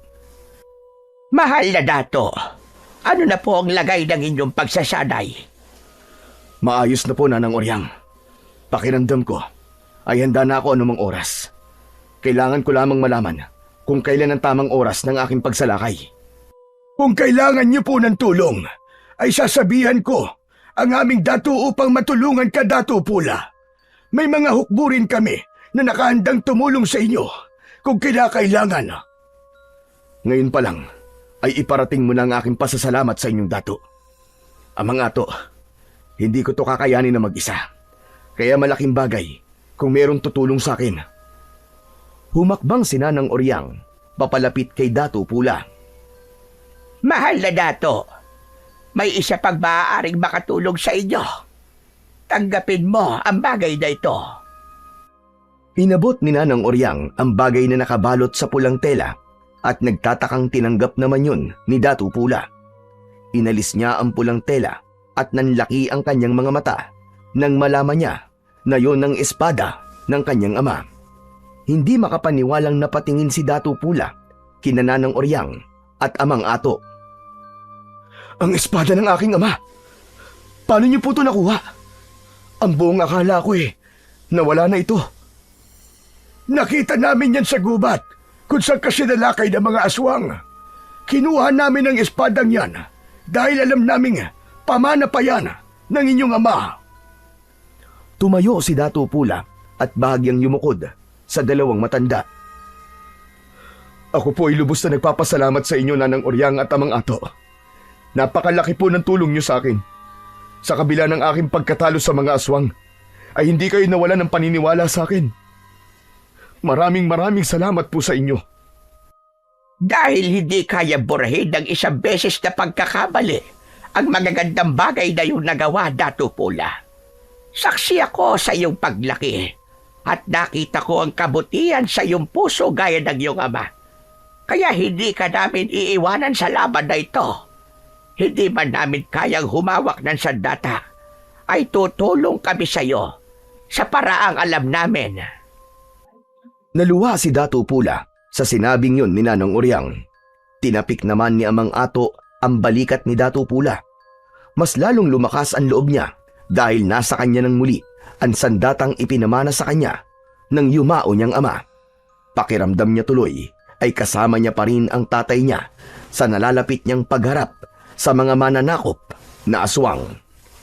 Sa kabila ng pagbalik ng lakas ni Datu Pula at ng espada ng kanyang ama, ay hindi niya kayang itanggi ang sakit na kanyang nararamdaman. Hindi sa pisikal, kundi sa loob ng kanyang puso.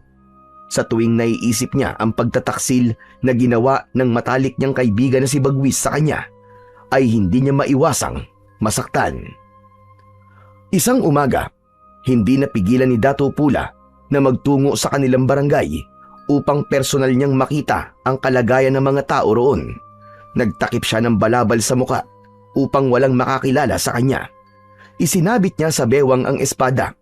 Paglabas niya ng kubol, ay sinalubong siya ni Amang Ato. "Mahal na Datu, saan po ang inyong tungo?" "Amang Ato, sa aming barangay. Sisilipin ko lamang ang nangyayari roon." "Ngunit mahal na Datu, mapanganib ko may makakakilala sa iyo." "Kaya nga po ako naglagay ng balabal sa aking muka. Huwag kang mag-alala, Amang Ato. Mag-iingat ako at sisiguraduhin kung walang makakakilala sa akin o makakakita sa akin. Babalik din ako rito mamayang tanghali." "Mukhang hindi na nga kita mapipigilan. Kung ganun, ay mag-iingat ka, mahal na Datu." "Salamat po sa inyo, Amang Ato." Hindi na nagsayang pa ng sandali si Datu Pula. Agad siyang naglakad patungo sa kanilang barangay. Dumaan siya sa gubat upang walang makakita sa kanya. Nang makarating siya sa bukana ng gubat, ay pinagmasdan niya ang kanilang barangay. Nakita niya ang mga tauhan ni Mang Gubat na pinagtatrabaho at pinahihirapan ang mga tao. Nadurog ang puso ni Datu Pula sa kanyang nakita. Nais niyang sumugod ng mga sandaling yun, ngunit alam niya na hindi pa yun ang tamang pagkakataon. Aalis na sana siya nang namataan niya si Bagwis na naglalakad patungo sa kinaroroonan niya. Mabilis na nagtago si Datu Pula sa likod ng isang puno. Dumaan sa harap niya si Bagwis na hindi siya napapansin. Tumiim ang bagang ni Datu Pula habang nakatingin sa dating kaibigan na naglalakad papasok sa kagubatan. Nang sandaling yun ay nagkaroon siya ng kagustuhan na alamin kung bakit siya nagawang traidorin ni Bagwis. Kaya sinundan niya ito ng tahimik. Maingat ang bawat takbang niya upang masigurong hindi siya mapapansin ni Bagwis. Hanggang sa huminto sa paglalakad si Bagwis, inilabas nito ang dala nitong itak upang tagain ang nakatayong kawayan sa gitna ng kagubatan. Nang magsimulang tagain ni Bagwis ang kawayan, ay sinamantala ni Datu Pula ang pagkakataon na abala ito. Sinabayan niya ang pagbagsak ng itak sa kawayan sa paghakbang niya upang hindi marinig ni Bagwis ang mga yabag ng kanyang paa. Nang makalapit na siya kay Bagwis, ay mabilis niyang hinugot ang espada at itinutok niya yon sa batok ni Bagwis. Natigilan si Bagwis nang maramdaman ito ang malamig na dulo ng espada. Ibaba mo ang itak mo, Bagwis. Kung hindi, ay hindi ako mangingiming paslangin ka sa iyong kinatatayuan. Pinitiwan ni Bagwis ang itak at nalaglag yun sa lupa. Sinipa ni Dato Pula ang itak, palayo kay Bagwis. Ngayon humarap ka sa akin, traitor ka. Dahil nais kong makita ang mukha mo habang sinasagot mo mga katanungan ko. Huwag kang magtatangkang gumawa ng hindi ko magugustuhan. Dahil papatayin talaga kita. Maraang humarap si Bagwis at nagimbal ito nang makita si Dato Pula. Sa leeg naman ni Bagwis, itinutok ni Dato Pula ang espada. Dato Pula! Buhay ka? Bakit tila ba gulat na gulat ka? Oo, Bagwis. Buhay ako. Buhay na buhay. Ngunit paano ka nabuhay? Ang sabi sa akin ni Manggubat ay pinaslang ka na ng mga alagad niyang aswang. Wala ako dito para makipagkwentuhan sa iyo, hayop ka. Sagutin mo ang tanong ko. Bakit nagtraidor ka sa ating barangay at sumapi ka sa mga mananakop na aswang? Dato Pula, ang pagsanib ko sa kanila ay labag sa aking kalooban. Napilitan lamang ako dahil natatakot ako para sa aking buhay. Nang alokin ako ni Manggubat na umanib sa kanilang puwersa, ay pumayag na ako dahil ayoko pang mamatay. Sinungaling kang hayop ka. Ang sabihin mo, matagal mo nang nais mawala ako sa barangay. May inggit ka, Bagwis. Wala kang utang na loob. Hindi lang kaibigan ang itinuring ko sa'yo, kundi para ko na rin kapatid. Tapos ganito pang igaganti mo. Pagtataksil! Maniwala ka sa akin, mahal na Dato. Sadyang natakot lang ako. Ang totoo ay lihim akong bumuo ng kilusan sa ating barangay laban kina Manggubat. Lihim kong kinausap ang mga kalalakihan sa ating barangay dahil may plano kaming mag-aklas. Lahat kami ay tutol sa pananakop ng mga aswang, Dato Pula. Maniwala ka sa akin, kaibigan. Hindi kita kayang traidorin dahil matali kitang kaibigan at parang totoo kong kapatid. Matalim na tinitigan ni Dato Pula si Bagwis. Sinasabi ng utak niya na huwag siyang maniwala dito, ngunit tinalo siya ng sinisigaw ng kanyang puso.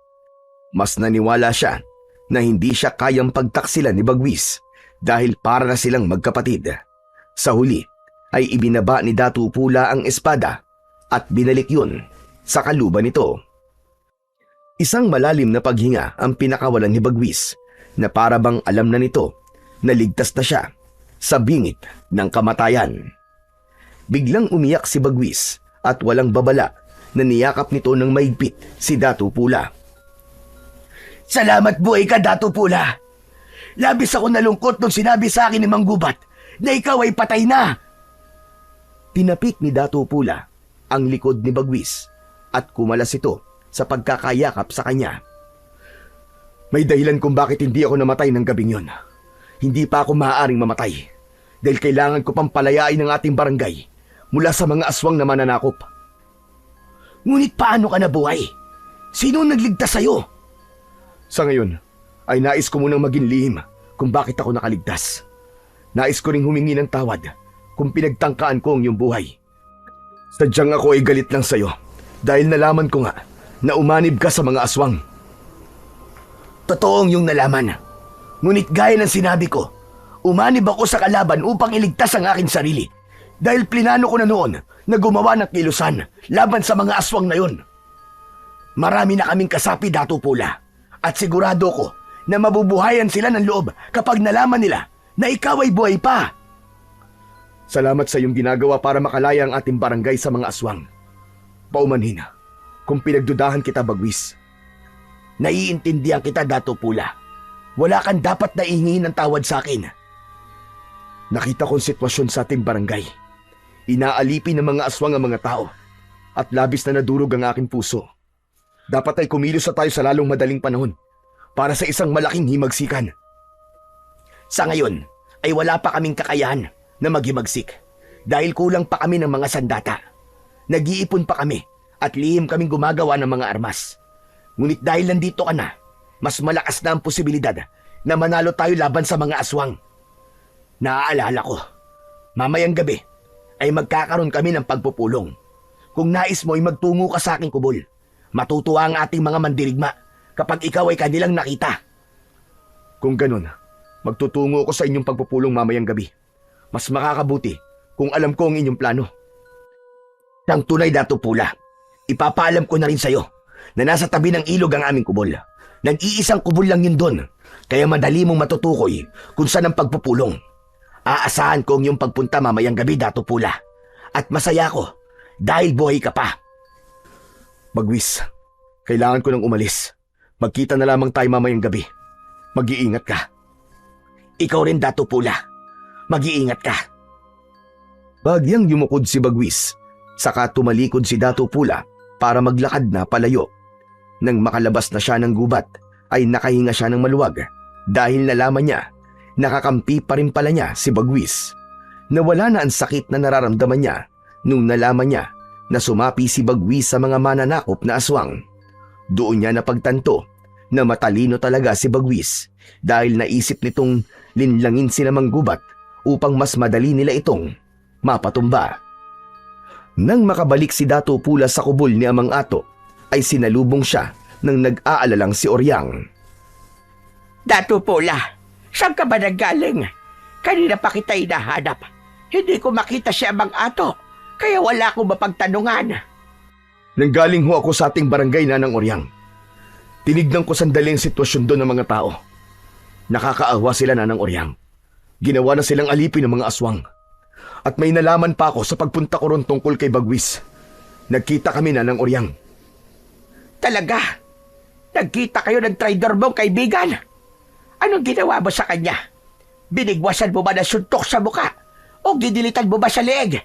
Sana, ginilitan mo ang leeg niya dahil yun ang nararapat sa mga taksin na kagaya niya. Huminahon ka, Nanang Oryang. Wala akong ginawa kay Bagwis. Hindi ko siya sinaktan. Ako, alam mo bang matagal na akong gigil sa Bagwis na yon?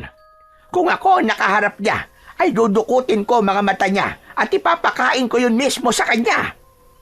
Nanang Oryang, huminahon kayo. Kakampi po natin si Bagwis. Hindi natin siya kalaban. Ano ka mo? Ulitin mo nga ang tinuran mo, mahal na Dato. Makinig kayo sa akin. Hindi totoong kakampi siya ni Namang Gubat. Ang totoo, kaya siya umanib sa mga aswang ay upang iligtas ang kanyang sarili. Nang sa gayon, ay makapagbuo siya ng kilusan laban sa mga aswang. Sa ngayon, ay may mga umanib na sa kilusan nila. At mamayang gabi, ay magpupulong kami sa kubol ni Bagwis malapit sa ilog.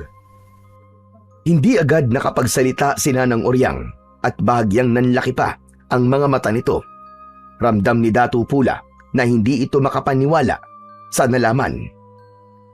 Mahal na Dato, hindi talaga ako makapaniwala sa iyong sinabi. Ilang beses ko nasaksihan kung paano inalipin ni Bagwis sa mga tao sa ating barangay. Tila kahina-hinala ang sinabi mong siya ay ating kakampi. Marahil po'y ginawa lamang niya yun dahil ayaw niyang magduda sa kanya si Mang Gubat. Nanang Oryang, mas malaki na ang posibilidad na manalo tayo sa digmaan natin laban sa mga aswang na mananakop dahil kay Bagwis. Maganda na meron tayong espiya upang malaman natin kung ano ang susunod nilang gagawin. Magandang bagay nga yan. Ngunit duda pa rin ako kay Bagwis, mahal na Dato. Alisin mo na ang pagdududa sa kanya dahil siya ay tunay nating kakampi. Huwag kang mag-alala, Nanang Oryang, dahil nararamdaman ko na malapit nang makalaya ang ating barangay mula sa mga mananakop na aswang. Nang dumating si Amang Ato, ay ipinaalam dito ni Dato Pula ang nalaman niya tungkol kay Bagwis. Ipinaalam din niya ang mangyayaring pagpupulong mamayang gabi. Gaya ni Nanang Oryang, ay nagkaroon din ng pagdududa si Amang Ato kay Bagwis. Anito, ay hindi nito maintindihan kung bakit wala pa rin itong tiwala sa kaibigan ni Dato Pula. Ipinaliwanag naman ni Dato Pula kay Amang Ato na talagang kakampi nila si Bagwis. Pagsapit ng gabi, ay naghanda na si Dato Pula sa pagpunta sa pagpupulong. Isinabit niya ang espada sa kanyang bewang. Paglabas niya ng kubol, ay nag-uusap doon sina Nanang Oryang at Amang Ato. Lumapit siya sa dalawang matanda at nagpaalam.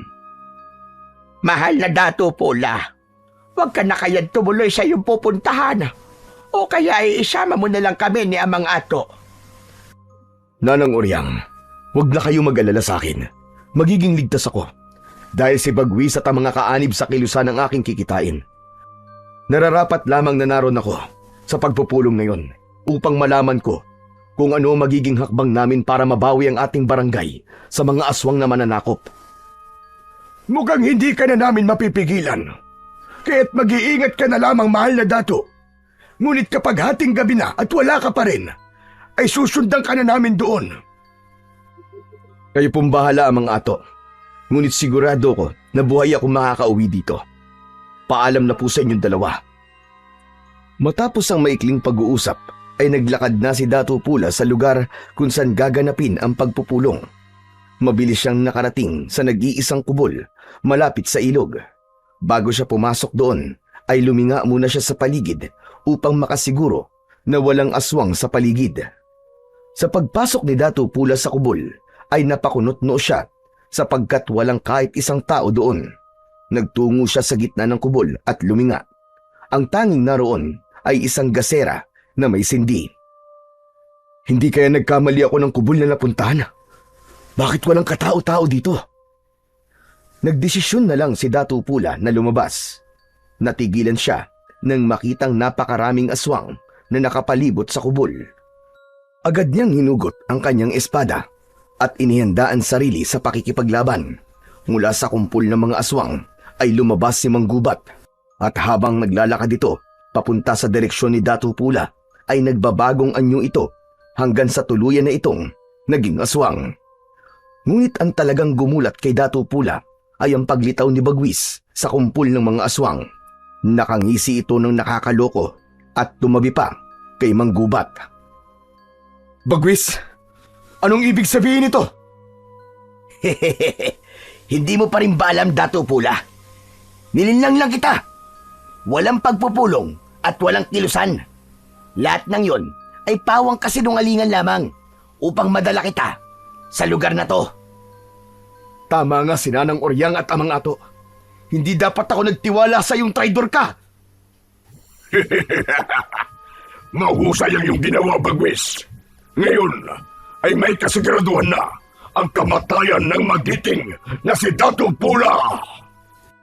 Isang karangalan ho ang mapaglingkuran ka, Dato Manggubat.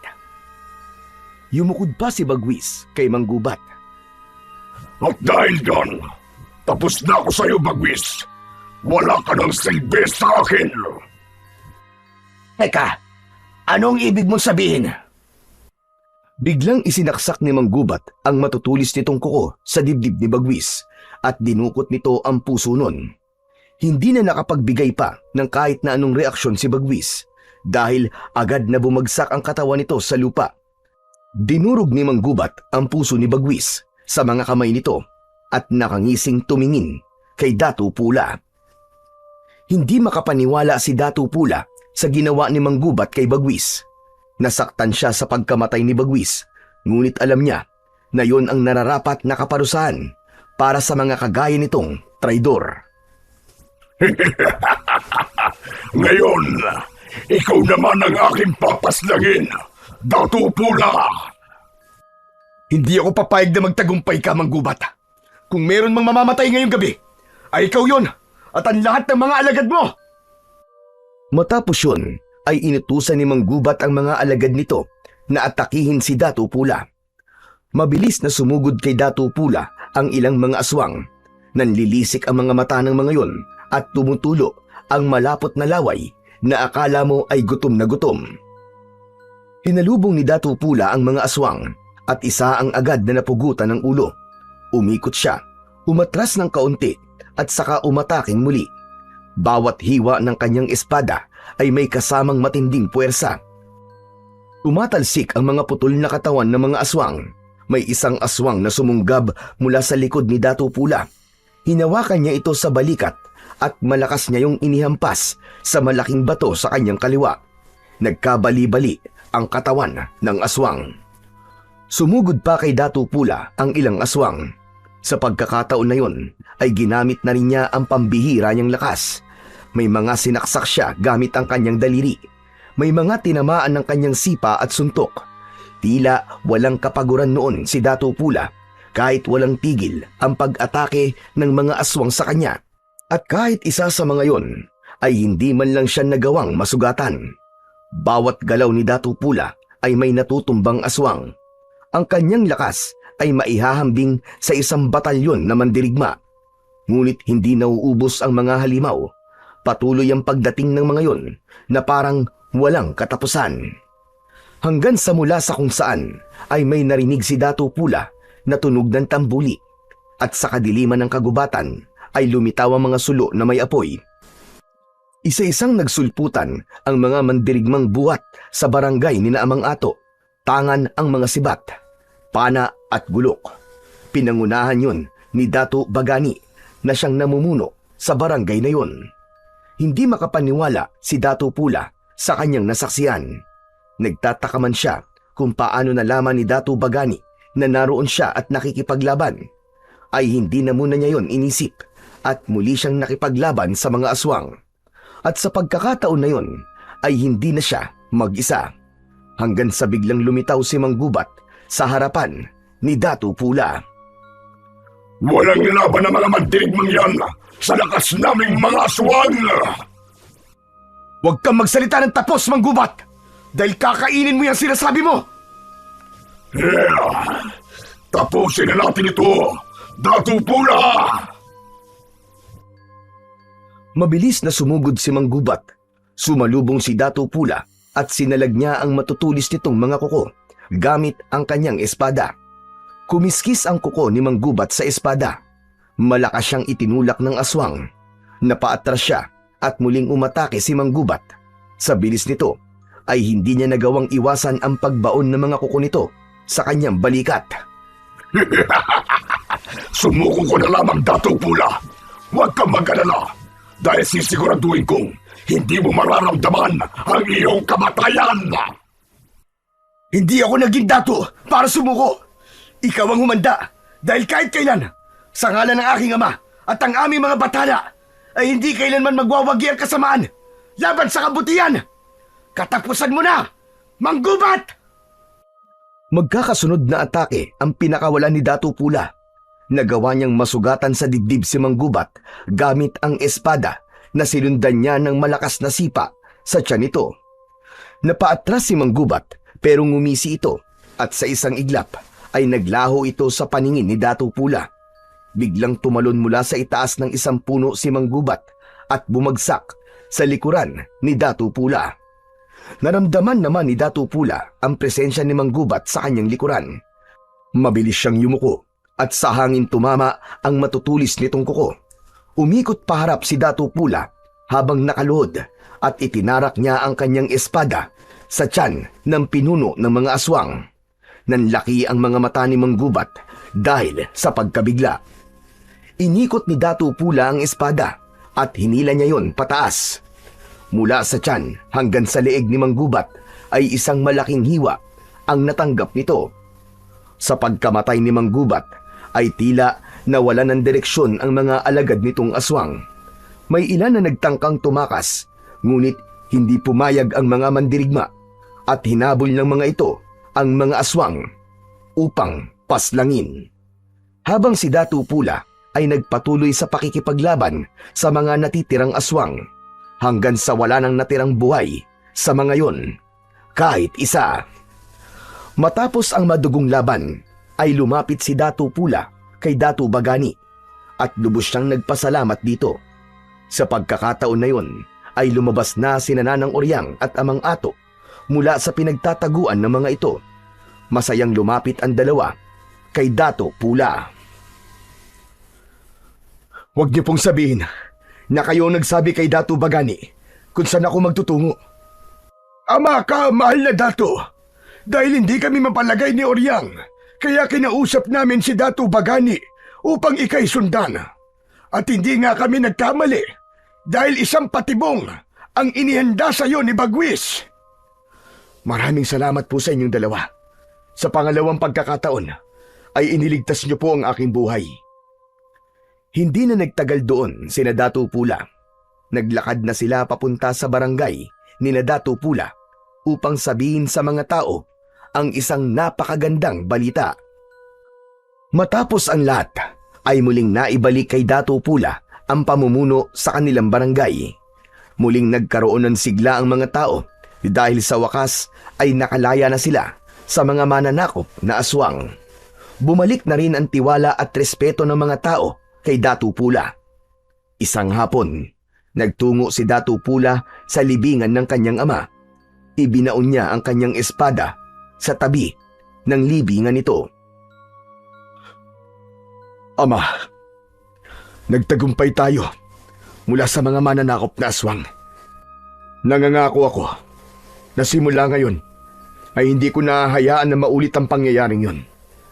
Dahil hanggat ako ay humihinga, ang ating lugar ay mananatiling malaya laban sa mga masasamang nilalang at nais na sumakop dito.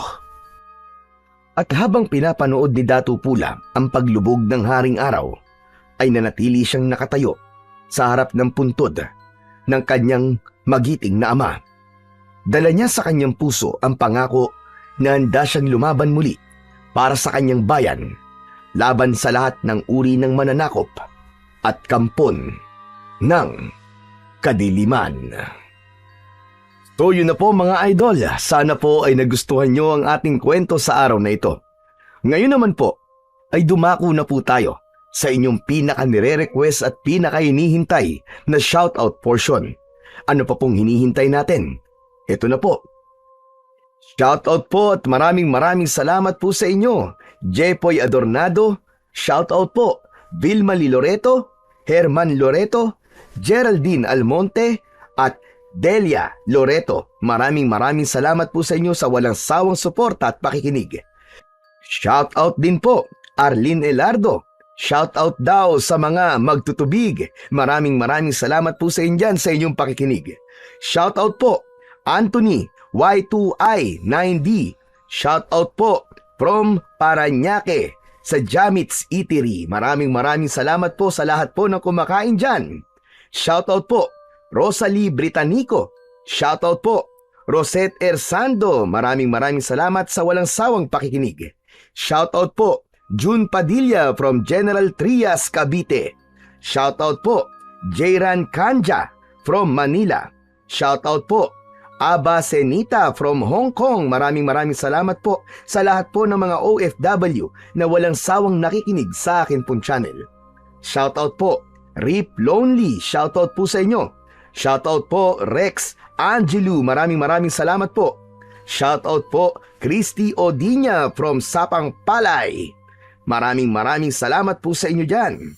Shoutout po Reynaldo Arado from Poblacion, Quezon, Bukidnon, Mindanao. Maraming salamat po sa inyo dyan sa mga taga Bukidnon. Shoutout po Carl Cabs from Hong Kong. Shoutout po Sweetie 5659 from Dubai. Shoutout po Jonalyn Marquez from Oman. Shoutout po Hazel Fiesta from Dubai. Shoutout po Rona Galyado from Hong Kong. At shoutout po Annalisa Baselio from Qatar. Ami Mac, maraming salamat po sa inyong walang sawang pakikinig. Muli po, maraming salamat po sa inyong walang sawang suporta at pakikinig ng mga kwentong aswang at katatakutan sa aking munting channel na The Voice Addict at Apong Isaac. Hanggang sa susunod pa pong kwento na magpapatindig ng inyong mga balahibo mula sa mundo ng kababalaghan.